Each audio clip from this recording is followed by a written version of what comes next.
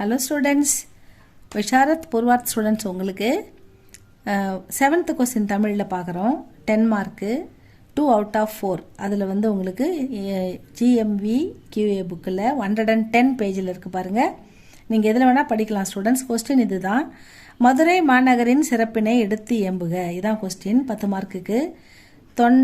தொன்மை புகழ் பூண்டது பாண்டிய நாடு என்பது சேக்கிழார் வாக்கு. தொன்மை அப்படின்னா பழமை, மிக பழமையான புகழை பூண்டதுன்னா அணிகலமாக கொண்டது பாண்டிய நாடு என்பது சேக்கிழாரின் வாக்கு.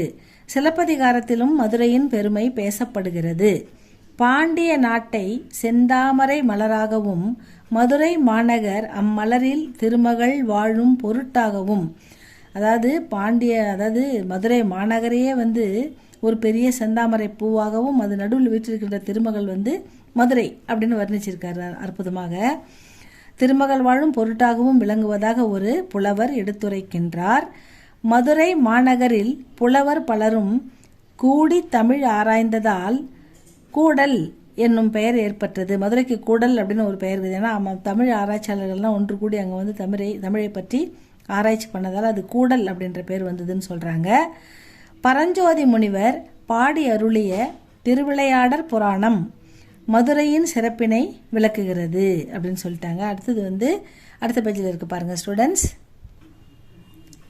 தில்லையை தரிசிக்க முக்தி. தில்லைன்னா சிதம்பரம். சிதம்பரத்தை போய் நம்ம அங்கே இருக்கிற சிவனை தரிசித்தால் முக்தி கிடைக்கும் அப்படின்றது ஐதீகம். காசி நகரில் இறந்தால், நம்ம வாழ்நாள் முழுவதும் வாழ்ந்துட்டு இறக்கும் காலத்தில் காசியில் போய் இறந்தோம்னா நமக்கு முக்தி கிடைக்கும் அப்படின்றதும் ஒரு நம்பிக்கை. காசி நகரில் இறந்தால் முக்தி. ஆனால் மதுரை பற்றி செவியால் கேட்டாலே முக்தி கிட்டும். மதுரை மாநகரின் சிறப்பினை செவியால் கேட்டால், நம்ம காதால், செவின்னா அது காது, நம்ம காதில் அந்த மதுரையை பற்றி கேட்டாலே நமக்கு முக்தி கிடைக்கும் அப்படின்னு சொல்லிட்டாங்க. சிவன் முக்தி தரும் மதுரை முக்திபுரம் என்றும் அழைக்கப்படுகிறது அப்படின்னு சொல்லிட்டாங்க. அடுத்தது வைகை ஆற்றின் கரையினில் பெரும் பாணர்கள் வசித்து வந்தனர். அதாவது பாணர்கள்னா பாடி பரிசு பெறுபவர்கள். மன்னர்களை பற்றி புகழ்ந்து பாடி பரிசு பெறுவாங்க, அவங்க தான் பாணர்கள்.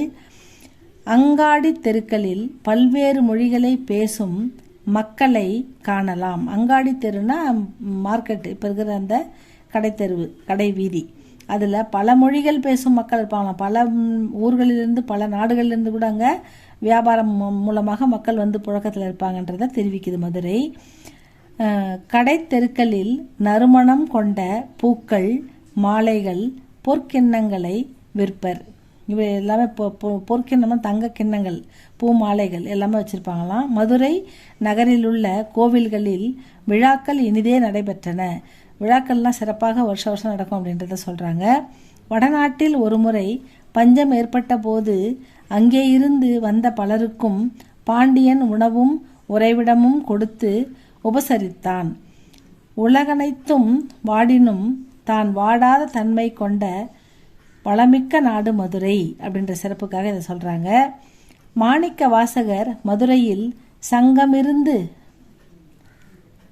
தமிழ் ஆராய்ந்ததை குறிக்கின்றார். அதாவது சங்கம் வளர்த்து தமிழை வந்து சங்கம் வைத்து தமிழை வளர்த்தார்கள்ன்றது தான் அவர் வந்து சங்கம் இருந்து தமிழ் ஆராய்ந்ததை குறிக்கின்றார் அப்படின்னு சொல்கிறாங்க. குமர குருபரர் மதுரையில் எழுந்தருளி இருக்கும் அங்கையர் கண்ணி அம்மையினை சிறப்பித்து பிள்ளை தமிழ் பாடியுள்ளார்.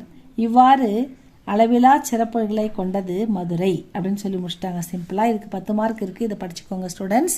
அடுத்த வீடியோ இன்னும் 2 கொஸ்டின் போடணும். அது நெக்ஸ்ட் வீடியோவில் பார்க்கலாமா? இது உங்களுக்கு பிடிச்சிருந்தா லைக் பண்ணுங்கள், சப்ஸ்கிரைப் பண்ணுங்கள் ஸ்டூடெண்ட்ஸ். நல்லா படிங்க students. All the best. Thank you for வாட்சிங்.